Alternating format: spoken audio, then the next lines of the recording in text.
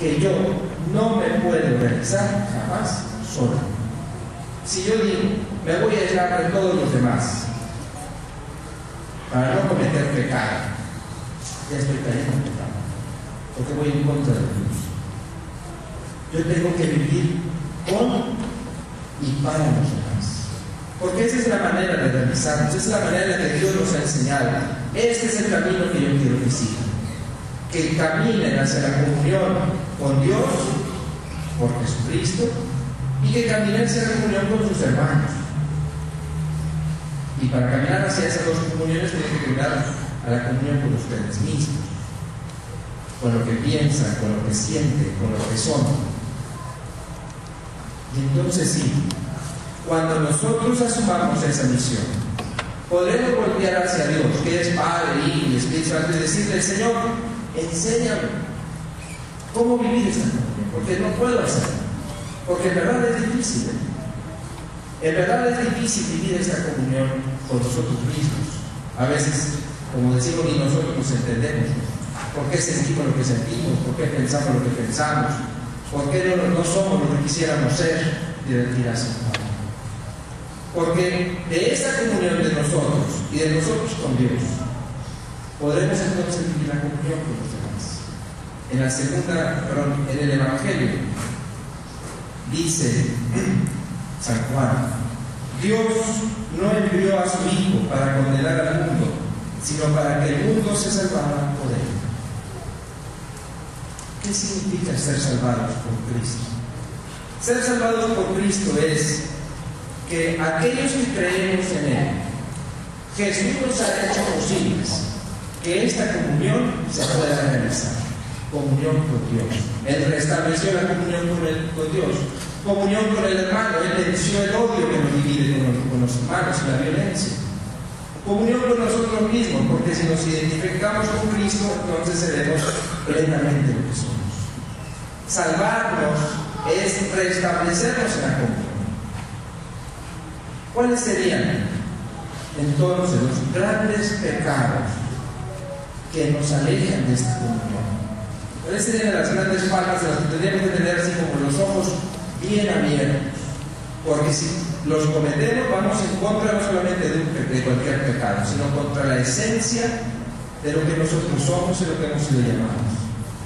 Primero, el egoísmo, el pensar solo en mí y para mí.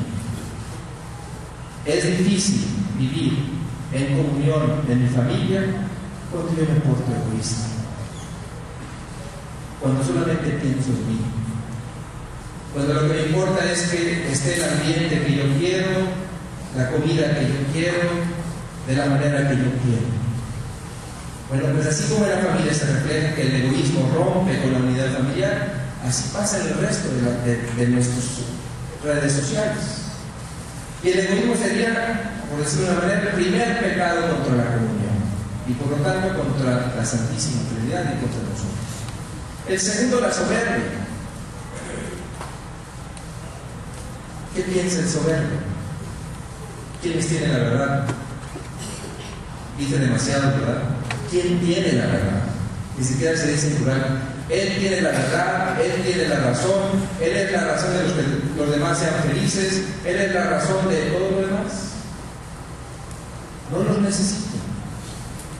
Y por eso la soberbia rompe tu relación con Dios, rompe tu relación con los demás y podríamos decirlo, rompe la relación contigo mismo. El egoísmo, la soberbia, y hay otro que no aparece, no agrede, pero cómo hace daño, que es la indiferencia. Le reclama la esposa al esposo, ¿verdad? Es que estás, pero no estás en la casa. Tu presencia es indiferente en esta familia.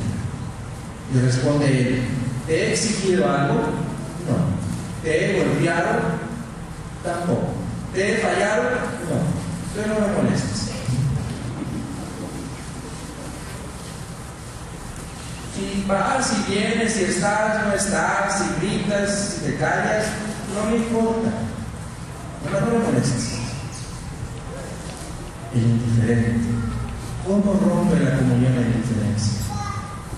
En nuestra familia y en nuestra sociedad.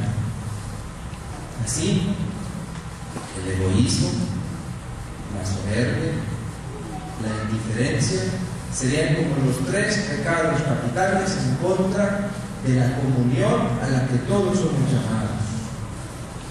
Y creo yo que todos tenemos un poquito de esta triple ensalada, que podríamos revisarnos en nuestros gestos, en nuestras actitudes, y pensar, bueno, Señor, me es difícil romper mi soberbia y reconocer que ella puede tener o él puede tener cierta verdad.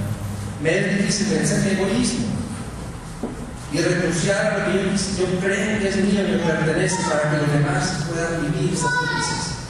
Enséñame a entender, a vivir, a experimentar. Y así como los discípulos, ¿se acuerdan de los discípulos que les comentaba? Que no entendían cómo Jesús podía ser Dios y el Espíritu Santo los iluminó. Así el Espíritu Santo es el que realiza la comunión entre nosotros, no somos nosotros. Y esto es muy importante. Por eso tenemos que venir a misa y pedir y ofrecer estos sacrificios a Dios y estas ofrendas, y estas oraciones, porque le decimos, Señor, yo puedo poner mi esfuerzo para comunicarme, para vivir con el otro, con la otra, con mi familia, pero quien realiza la comunión en la familia es Dios, es el Espíritu Santo.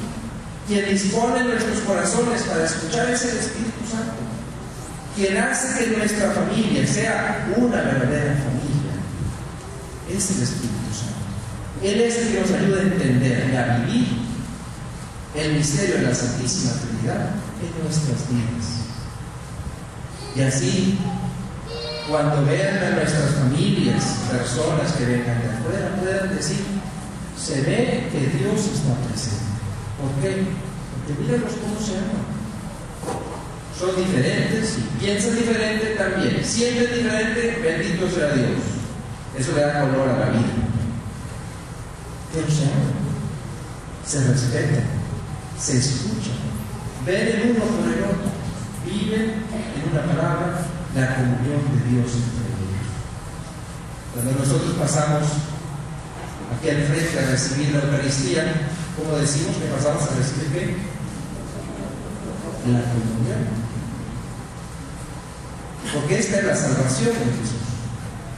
Comulgar con Él, es decir, estar en comunión con Él, para poder estar en comunión entre nosotros, por su Espíritu. Pidámosle al Señor que seamos testigos del amor del Padre entre nosotros, que sepamos vivir como Jesucristo vivió entre nosotros y que el Espíritu Santo sea quien mantenga la comunión de nuestras familias, de nuestra sociedad. Que así sea.